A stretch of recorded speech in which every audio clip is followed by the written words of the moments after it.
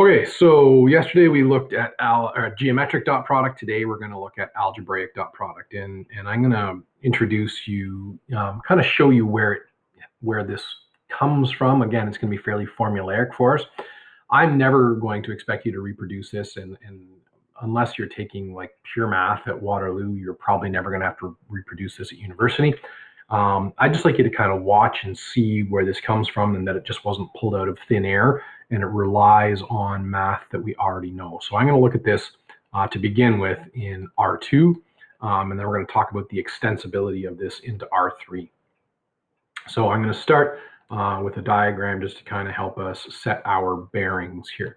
So I'm going to draw in two vectors. So here's one and here's one. And I'm going to say this is vector B, and it's what has the coordinates of B1 and B2. Those are my vector B. And then I'm going to call this one over here vector A, and it's going to have coordinates of A1 and A2. Right. And so let's do a little bit of mechanical work here. The magnitude of vector A. Well, if I want to find the magnitude of an algebraic vector, really we're going to use Pythagorean theorem. It's going to be A1 squared plus A2 squared square rooted. So that's going to be the root of A1 squared plus A2 squared. And then similarly, vector B is going to be the same thing, but with the B's. So we're going to have that's B1 squared plus B2 squared. Okay, lovely, lovely, lovely. I'm going to add in a third vector because we're going to need it here. So I'm going to make a vector that goes like this. Oh, that's not straight. Let's try that again. Still not straight. What is going on here? Why is my shift not working? There it is. Okay, so there we go. I'm going to call this vector C. Now we're going to be careful. Vector C is not homed from the origin. So we could have called this one OB and this one OA. This one could not be OC. It does not work like that. So if I want to define vector C, I'm going to recall, of course, that we're always going to take where we ended and we're going to subtract where we started. So the x coordinate vector C is going to be A1 minus B1, and the y coordinate is going to be A2 minus B2. And so then that means that the magnitude of vector C is going to still use Pythagorean theorem here. We're going to have A1 minus B1 squared plus A2 minus B2, I'm struggling with the writing here, squared. Okay, so there it is. And just because I know I'm going to need it in a bit, I'm going to square both sides, and I'm going to say the magnitude of C squared is equal to, and then it's going to be A1 minus B1 squared plus A2 minus B2 squared. Okay, easy peasy, nothing, no problems. On we go. So we're going to revisit this. I'm going to kind of talk about the cosine law. So we learned the cosine law back in grade 10 academic. And so I remember that the cosine law in general is C squared is equal to A squared plus B squared minus 2AB times the cosine of uppercase C. So in these cases, I can think about the side lengths as being the magnitudes of the vectors, and then angle C would be, this angle down in here.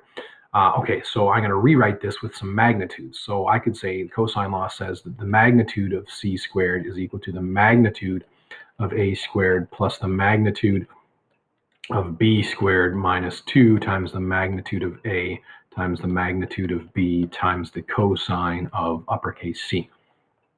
And it kind of just looks like I'm jumping all over the place. Well, I'm not, because what we've got going on here is this magnitude of C squared is the same as this magnitude of C squared, which means that this expression must actually be equal to this expression. It's like, interesting. So I'm going to take this one and I'm going to write it over here on the left, but I'm going to expand it on the way just to save me some time. So we're going to get A1 squared minus 2A1 B1 plus B1 squared, and then do the same thing for this guy. So plus A2 squared minus 2A2 B2 plus B2 squared is equal to, and then over here we've got the magnitude of A squared plus the magnitude of B squared minus 2 times the magnitude of A times the magnitude of B times the cosine of angle C. It's a big expression. Now, a couple of things to recognize. This is pretty much by definition A dotted with B, right?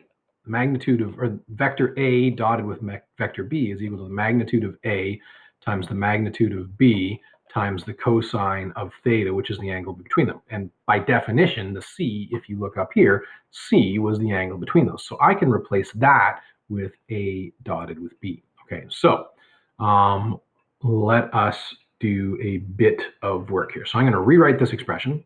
So we're going to get a1 squared minus 2a1b1 plus b1 squared plus a2 squared minus a2b2 a2b2 plus, or two of those actually, plus b squared. I don't know why it does that. There we go, fix that up. Okay, is equal to, now, the magnitude of a squared. Well, the magnitude of a is this. The magnitude of a squared is a1 squared plus a2 squared. Okay, so this expands to be a1 squared plus a2 squared. That's what that is. And then similarly, b, magnitude of b squared is simply b1 squared plus b2 squared minus 2, so that's that guy there, and then minus 2, and we said that that is a dotted with b. Okay, so let's expand this. That squared shouldn't, neither of those should be, should that be there? Yeah, those should be there, but this guy should be on the inside, so stop that. Get out of here, you. There we go. Okay, good. Now, let's do some simplification. We've got an a1 squared on both sides. I'm going to subtract it from both sides. Got an a2 squared on both sides. I'm going to subtract it from both sides. I got a b1 squared on both sides. I'm going to subtract it from both sides. b2 squared from both sides. b2 squared from both sides. Wow. So I now have on this side a negative 2a1b1 and a negative 2a2b2. I'm going to factor out the negative 2. So I'm going to have a1b1 plus a2, b2 on this side. And over here, we've got negative 2a dotted with b. Okay, look what we got. I'm going to divide both sides by negative 2, divide by negative 2. That's going to go away, that's going to go away. And ladies and gentlemen, what we have here is the algebraic vector definition of a dot product. So the a dotted with b is equal to a1, b1 plus a2, b2. So that was a huge amount of work to simply come up with the algebraic dot product.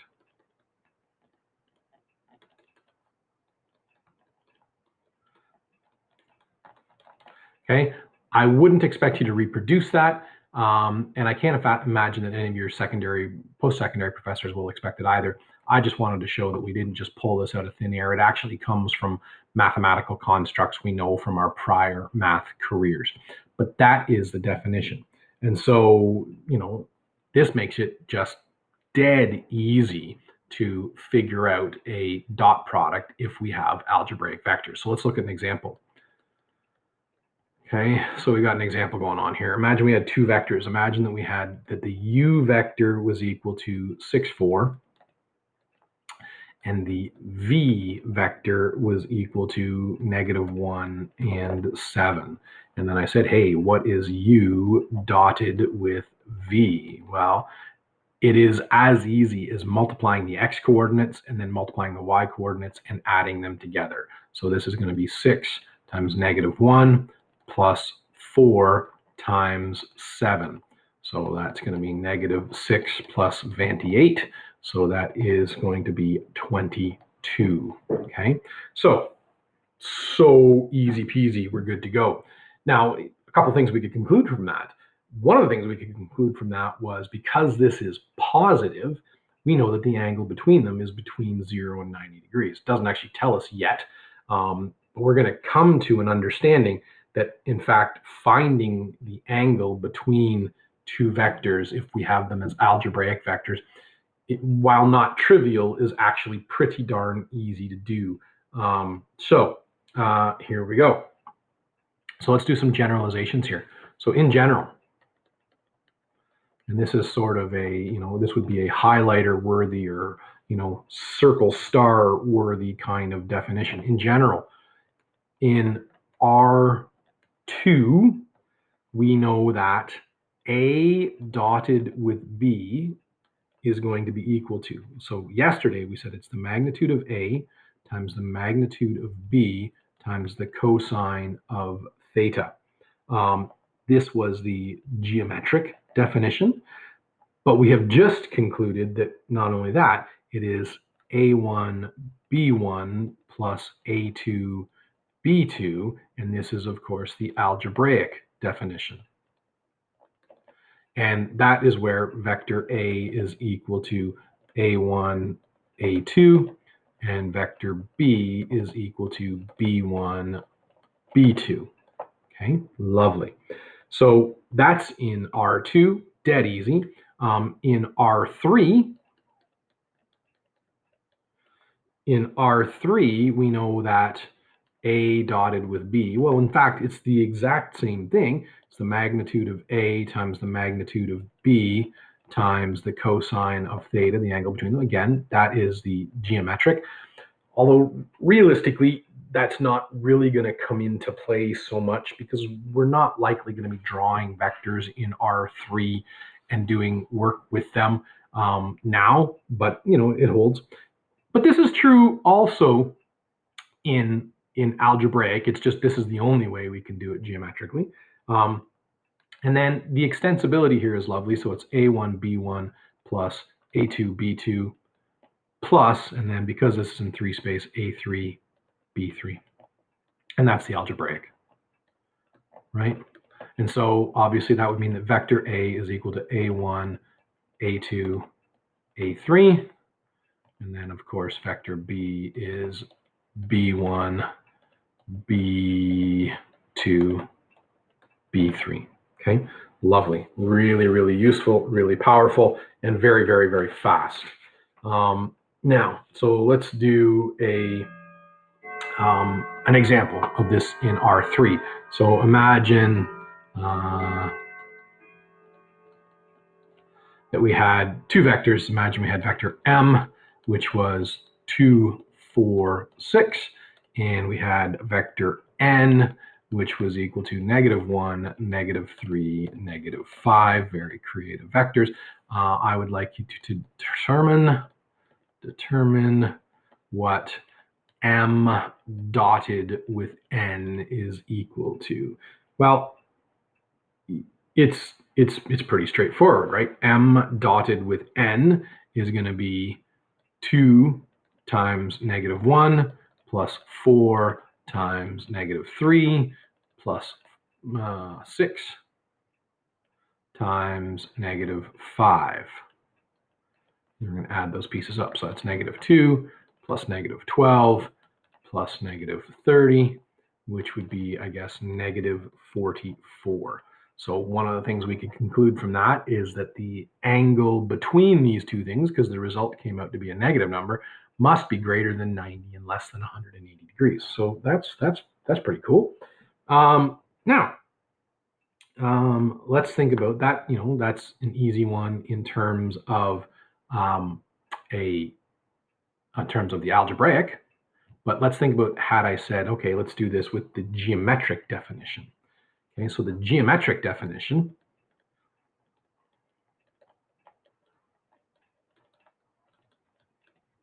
is that the vector M dotted with vector N is equal to the magnitude of M times the magnitude of N times the cosine of the angle in between them. All right, well, there's a few things that we can do. We can figure out what the magnitude of vector M is. It's going to be equal to kind of a longer Pythagorean definition. So it's going to be 2 squared plus 4 squared plus 6 squared, which is 36 plus 4 is 40 plus 16 is 56. So that's going to be the root of 56. And then the magnitude of vector N is going to be equal to, in theory, each of those negative numbers squared, but because they're going to be squared, I don't even really need to write the negative. So 1 squared plus 3 squared plus 5 squared. So 1 and 3 squared, or 1 and 9, which is 10 plus 25, is the root of 35. So we got this value, we've got this value. We don't have this value because, frankly, we don't have what the angle between them is. Okay, we can do that. We're not done yet. So we've got our two vectors. We got vector m and we got vector n, and we know the angle in between them is greater than 90 degrees. So it's got to be an obtuse triangle. So I'm going to say over here, we're going to have vector. It's not really drawn. Okay, so let's make this one vector n. Vector n is going to be equal to, it has a magnitude of 35, the root of 35. And the magnitude over here of vector m, we know it is the root of 56. And then what we're going to do is we're going to have to close this in. And I'm going to call this vector up here, I'm going to call it vector p.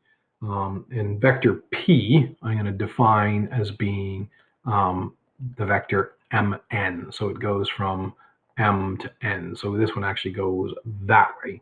So if I calculate vector p, and it's mn, remember it's always the where it starts to where it ends. So to get from m to n is going to be equal to -3. So it's -1 minus 2. I always think it starts at 2, it gets to -1. What did I have to do? I had to subtract 3. Similarly, I think to get from 4 to -3, I had to subtract 7. And to get from 6 to -5, I had to subtract 11. So there is the vector p, but we also need the magnitude of vector p. So the magnitude of vector p is going to be equal to the square root of 3 squared plus 7 squared plus 11 squared.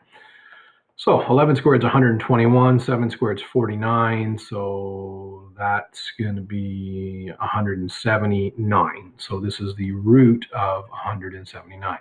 So this one's got a magnitude of the root of 179.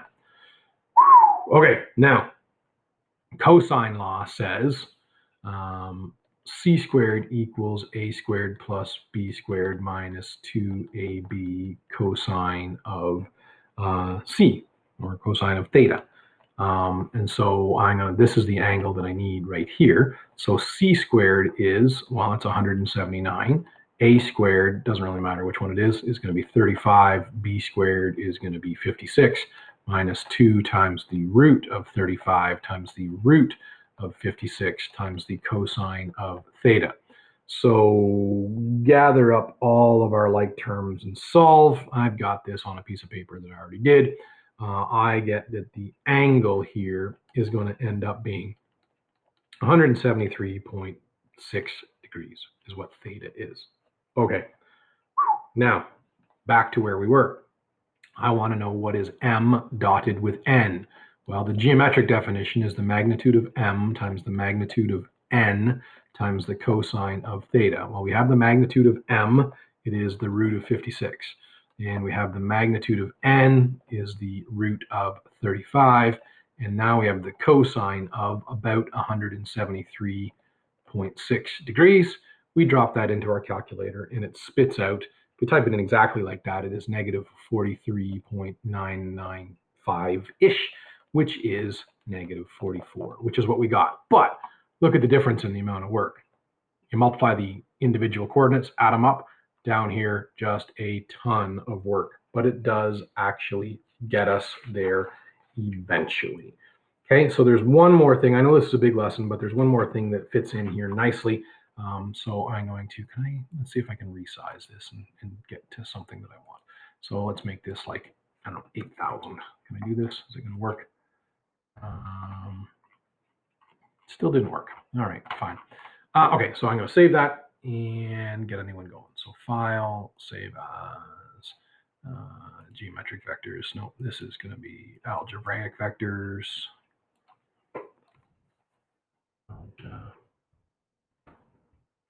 Algebraic vectors. All right, save that. Okay, and then file, new. All right. All right, so the other piece that I want to cover off here is finding the angles between vectors.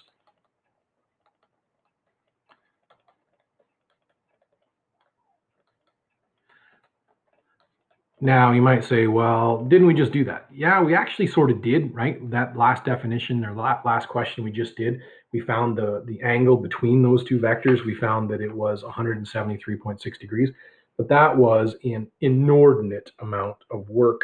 I want to show you a much more expedient way of doing it.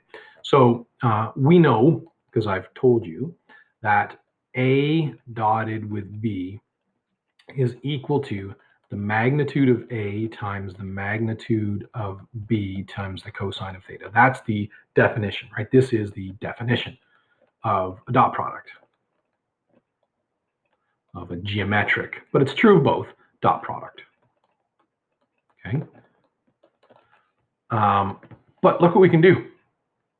I'm going to divide both sides by the magnitude of A times the magnitude of B. Divide by the magnitude of A times the magnitude of B.